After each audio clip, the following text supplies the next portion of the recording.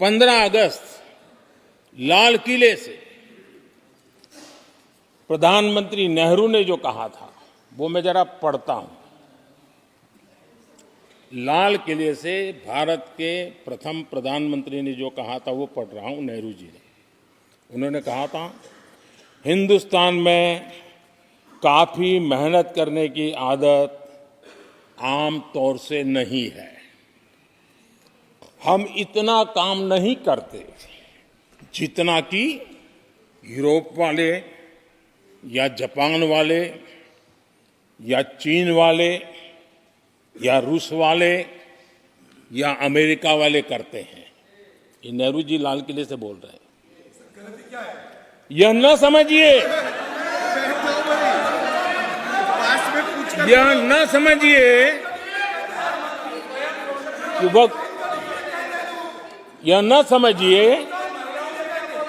कि वह कौमें, ये न समझिए कि वह कौमें कोई जादू से खुशहाल हो गई। वो मेहनत से हुई है और अक्ल से हुई है। ये उनको सर्टिफिकेट दे रहे हैं, भारत के लोगों को नीचा दिखा रहे हैं। यानी नेहरू जी की भारतीयों के प्रति सोच थी कि भारतीय आलसी है। नेहरू जी की भारतीयों के लिए सोच थी कि भारतीय कम अक्ल के लोग होते हैं। माननीय प्रधानमंत्री नरेंद्र मोदी भारत के प्रथम प्रधानमंत्री पंडित जवाहरलाल नेहरू पर ही आरोप लगा रहे हैं कि भारत की जनता को उन्होंने आलसी कहा है।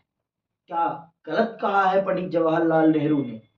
जी, कदापि गलत नहीं कहा है, क्योंकि सच में भारत की जनता आलसी थी, आलसी है। और इस सत्य को जितना हम स्वीकार करें और इस चीज को परिवर्तित करने का जितना हम काम करें उतना बेहतर है। कभी कभी सत्य कड़वा होता है, लेकिन सच होता है। सच हमेशा ही कड़वा होता है।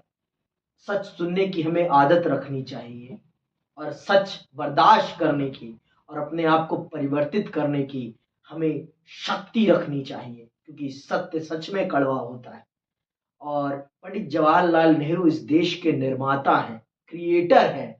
और निर्माता को अपने देश को सच बताना बहुत जरूरी होता है, उसकी कमियां बताना बहुत जरूरी होता है। जिस प्रकार से एक गुरु अपने शिष्य को ये बताता है कि आप में ये कमियां हैं, उसी प्रकार से पंडित जवाहरलाल नेहरू ने भी बताया कि भारत की जनता में क्या कमियां हैं, तो गलत क्या किया है। एक नेता का वास्तविक काम यही तो होता है कि वो अपनी जनता को उनकी कमियां बताए, जिससे कि वो उन कमियों को दूर कर सकें और आगे बढ़ सके। अगर वो उन्होंने नहीं किया होता तो आज जहां भारत है वहां नहीं होता।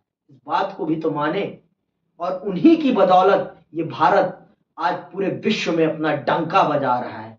उन्होंने जो जिन संस्थानों का निर्माण किया, उन्हीं संस्थानों में पढ़ के बच्चे आज पूरे विश्व में अपना डंका बजा रहे हैं। ये क्यों नहीं बताते पंडित जवाहरलाल नेहरू के बारे में माननीय प्रधानमंत्री? क्या सिर्फ उनकी कमियां दिखती हैं? और अगर आज भी भारत की जनता पंडित जवाहरलाल नेहरू की कमियों के आधार पर वर्तमान समय के चुनाव में मोदी जी को वोट डाल रही है, तो इसका मतलब आज भी पंडित नेहरू उतने ही प्रासंगिक हैं जितना कि 1950 की राजनीति में वो प्रासंगिक थे। तो इसका मतलब आप समझिए कि आपके कामों के कारण आपको वोट नहीं मिल रहा है। इसका मतलब नेहरू की गलतियों के कारण आपको वोट मिल रहा है। इस बात को भी आप समझिए। इस देश की जनता का ज्ञान कम है और यही तो बता रहा है कि भारत की जनता आलसी है। जो व्हाट्सएप यूनिवर्सिटी का एक जो ज्ञान मिलता है उस पर भरोसा कर लेती है और उसके आधार पर अपने निर्णय तय कर देती है।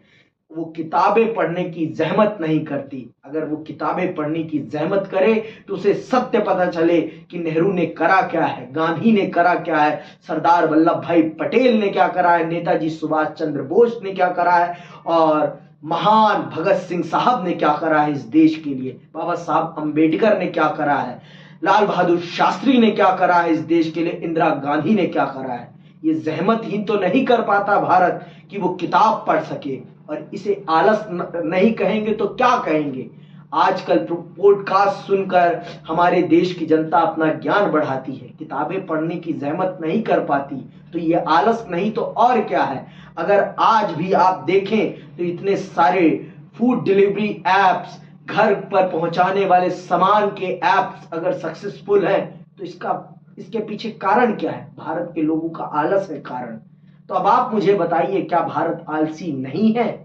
भारत आलसी है। और अगर भारत आलसी नहीं होता तो भारत की चीजों को बनने में इतना समय नहीं लगता, भारत में इतना भ्रष्टाचार नहीं होता। सरकारी दफ्तरों में आप जाके देख लें और आपको पता चल जाएगा कि कितना आलस है।